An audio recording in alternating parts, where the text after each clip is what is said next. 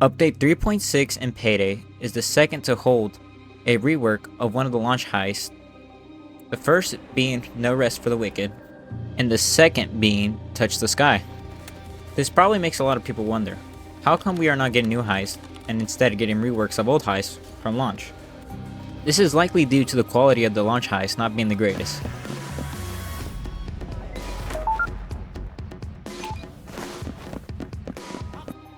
And pretty much boring for the most part. Now there are some exceptions, but very few honestly. If you were to ask somebody that dropped Payday 3 after its launch, they probably couldn't name you more than 5 heists. They would probably first name Golden Shark, No Rest for the Wicked, and maybe Touch the Sky. It's not like it lacks variety.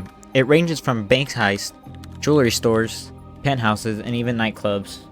Even the DLCs brought in police stations, trading floors, and even courtrooms. And for the most part, these heists are actually pretty good. However, they still aren't the greatest.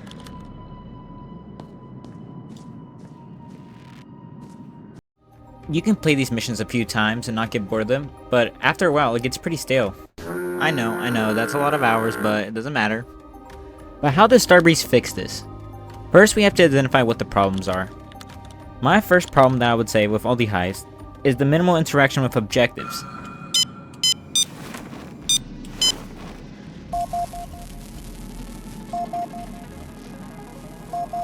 Boring! Second, I would say the weak map design in most levels. Third is the weak gameplay tension. Lastly is the lack of randomization in most heists. First, let's start off with the objectives. I'm not talking about the circle standing, I'm talking about the fact that we only have to hold one button to complete a simple task like hacking. It would be nice to be able to see a minigame pop up on the screen, just like lockpicking. I feel like this would be able to add a level of interaction with the player. Obviously the objectives themselves aren't the greatest still, but Starbreeze is getting better with those. In Golden Shark, all you have to do is wait for Bio to drop the parts, either A, on the roof, or out on the street.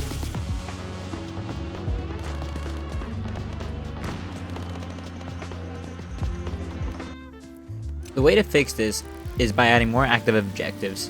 For example, in Big Bank of Payday 2, to get the drill you had to require climbing up the crane and dropping it from the sky, if you didn't do any pre-planning.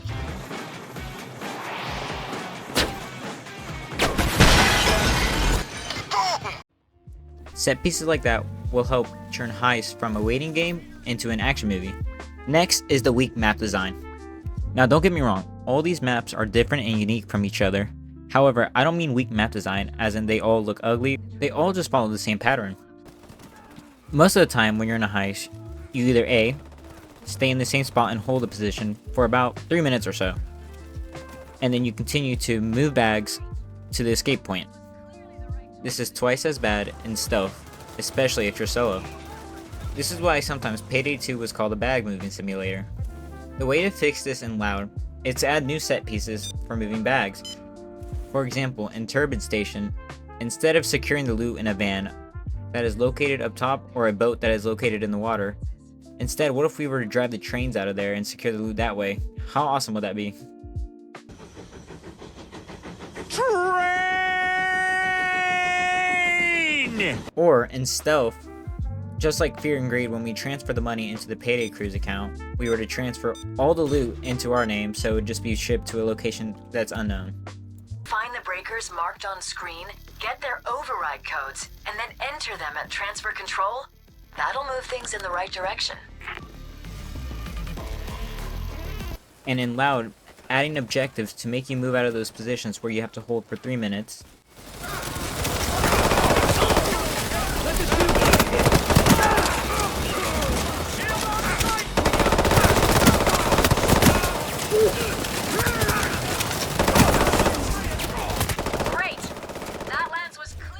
And third is the gameplay tension. When I'm in a heist, I usually feel like I'm just running around and shooting a couple cops, and it just feels like a wave shooter at that point. Sometimes it just feels like it lacks the heist feeling of it, or the more aspect of tactical gameplay.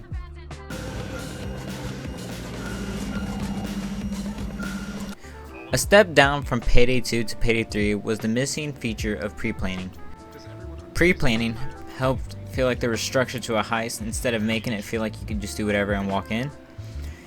And I'm more of a big fan of the realistic side of Payday instead of the power fantasy, but either one doesn't bother me as much.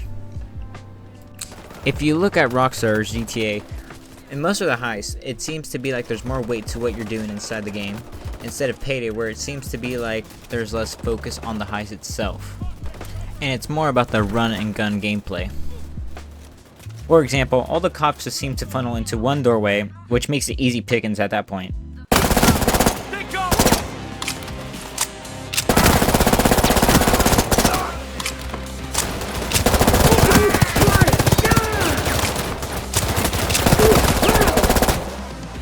Don't get me wrong, the gameplay is fun, but after a certain while it gets kind of boring. A way to combat this is improving the enemy AI. In Payday now, you tend to see a bunch of cops just standing around in the open. None of them use a single piece of cover.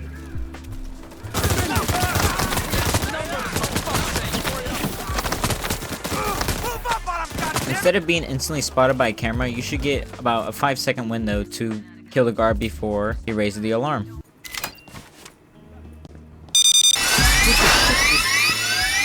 Or for example, instead of the guards running the same path over and over again, make them add a suspicion level. If they see something to a certain point, maybe make them go inspect that area. Last but not least, the randomization in this game is the biggest factor why a lot of people don't play. There isn't a memorable change in any of the heists that I can name. For example, you might spawn on a different side of the map, but it might not change a single thing. You either A, walk in through the same door that you always do, or B, have to walk a longer way.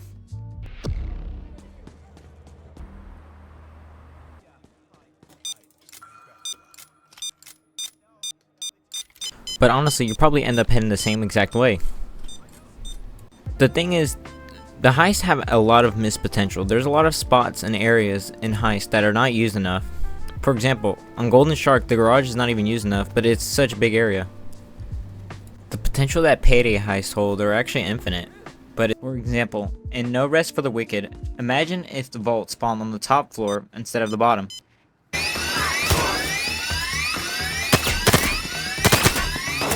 Then we can just take the vault itself with the helicopter.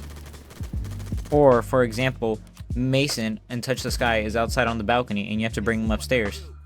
Small things like that can really change how the game plays out and add a lot more replay value. These honestly are probably the 4 things that Payday heists are missing most right now. Funny thing is, Payday 3 has a lot of potential to become a really good game and become probably better than Payday 2. The biggest thing they have to worry about is their identity crisis. But that's a topic for another video. The state that Payday 3 is in right now is honestly not too bad. They can honestly recover it and maybe become like a cyberpunk. Or they can fumble it and just throw it away. But I'm hoping that that's not the option that they're going for, because I'm not trying to go back to the diesel engine. But let me know if you guys agree or not agree. Because honestly, I don't think Payday 3 is that bad of a game. Obviously, Payday 2 is going to outbeat it with 10 years of content. But, you know, if they were to just flip this around on its head, I feel like everybody from Payday 2 would move over to Payday 3. But pretty much that's it. Let me know if I should make some more videos. I think I'll make another one probably talking about its identity crisis and which one they should go for. And maybe one about how skills in the game feel like they're kind of locked at a position. But pretty much, thank you guys.